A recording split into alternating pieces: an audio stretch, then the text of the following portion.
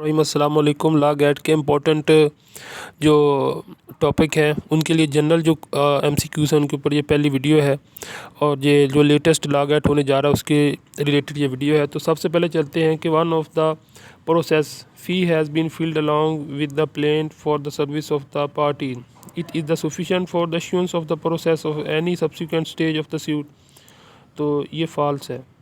B इसका for the purpose of the issuance of the summons 3 of the summons forms per person have to be submitted। तो ये भी false है। The correct procedure for the inspection of the court file is to submit an application before the presiding officer। ठीक हो गया।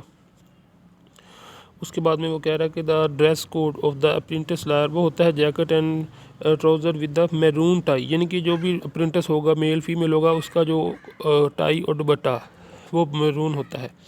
Permission of the senior civil judge is the necessity to obtaining certified copies of the interim order is pending in। ये false है। The list of the reliance has been signed by the parties along with the council। तो ये जो 6 है ये भी false है। Court fee to the denomination of the readily available with the stamps vendor sitting in the court of the premises। तो ये भी false है। The expenses of the services of the summon etc are to be borne by the parties of the suit। Only an officer of the court may be appointed as a local commissioner। तो ये जो 9 है इसका ये false है। आगे चलते हैं 10 में।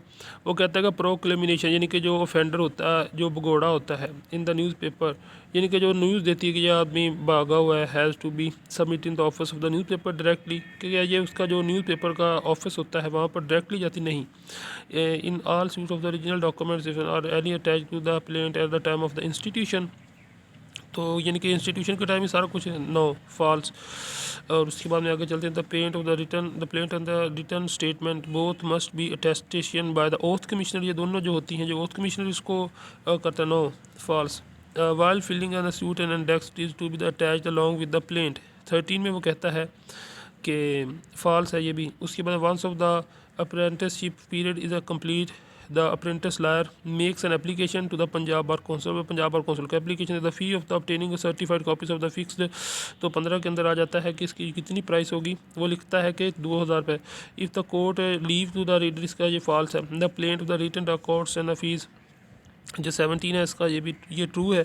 जो 18 है ये ट्रू है। उसके बाद में एवरी सिविल जज इज़ द एक्स ऑफिशियो, ये भी इस दफ़ा क्वेश्चन आया था। ये जो पेपर हुआ अक्टूबर के अंदर लॉ गेट का, उसके अंदर ये क्वेश्चन आया, बहुत ही इंपॉर्टेंट क्वेश्चन है। इज़ अ एक्सपीशन और रेंट कंट्रोलर। तो ये आप ज़रूर इसको याद कर लें और ज़हन नशीन कर लें कि ये फॉल्स है। ठीक हो गया। Rent controller and ex officio ये नहीं होता। ठीक हो। एवरी सिविल जज। Court fee the rose A100 is to be fixed on all court bail petitioner.